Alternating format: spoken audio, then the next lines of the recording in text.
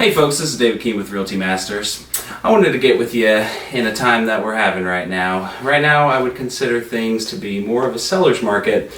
We're having a lot of buyers that are getting a little bit frustrated over the process. I wanted to provide a little bit of valuable resources and just a little bit of quick tips to help basically a buyer navigate through the seller's market and get their offer accepted. So the main thing that we're seeing right now in the area, we're looking at about a 53% roughly drop in supply right now. So naturally there's not a lot of houses compared to what we're used to dealing with, and buyers are really fighting over things. Some of these places are getting 10, 15 offers. You know, and at that point you really got to set yourself up to be better than anybody else. So I want to just provide a couple quick tips. First and foremost, one of the main things that you really want to do is to get a realtor who can communicate well with the other listing agent. You know, you really want to find out what is important to the seller. That's going to be your key factor in deciding on where you can kind of negotiate or pull away from one part or add to another. Some sellers may find that a short closing period is going to be a little bit more beneficial to them, whereas others may need a little bit more time because they don't quite have everything situated. So the first step I would definitely recommend is to approach that listing agent, kind of feel them out as far as what the seller's needs are and what's more important to them. And of course, once you figure that out, you can apply that to your offer. One of the other big things that we've really been trying to get behind is escalation clauses. The big one right now is you get into multiple offer situations and you really don't know how high you want to go, but you don't want to miss out on a property, but you don't want to lose it over, a couple $1,000s here or there.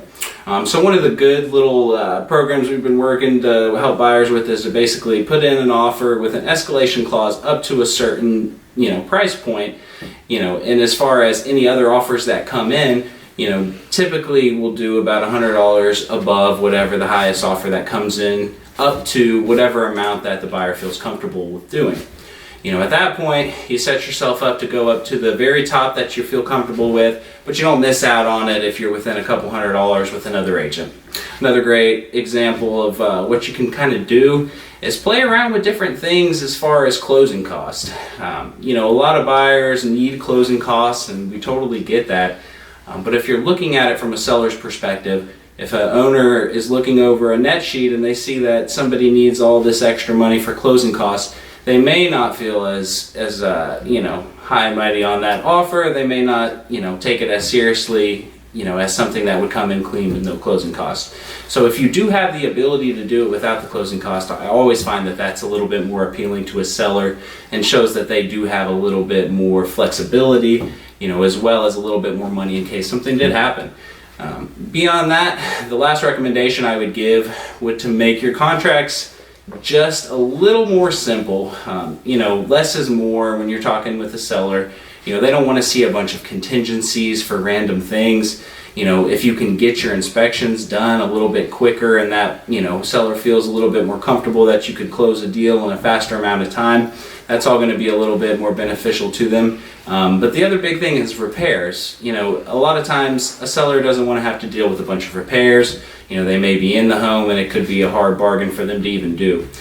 So that's one area where I would definitely recommend, either lowering, or at the very, best, obviously you could just get rid of all your repair limits to begin with.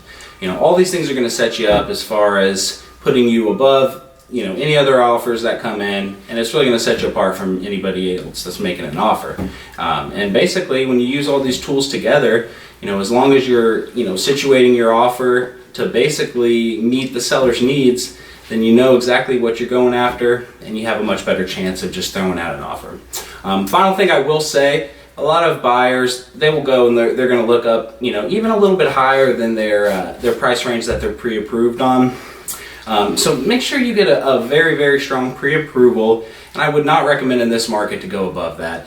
It seems great, and maybe a seller would go for it, but at the end of the day, you're going to set yourself up to make a lot of offers that are going to be lower than asking, and chances are they're not going to get taken in this offer market. I mean, there's just too many buyers, too many other opportunities for the seller. So yeah, apply all these tips, and feel free to reach out to a good realtor like myself and I think we can help you find, a good deal that'll actually make everybody happy and that'll actually get accepted. We don't want frustrated buyers, and we want to be able to help everybody in this crazy market. So anyways, this is David King with Realty Masters. If I can help you navigate that, just give me a call.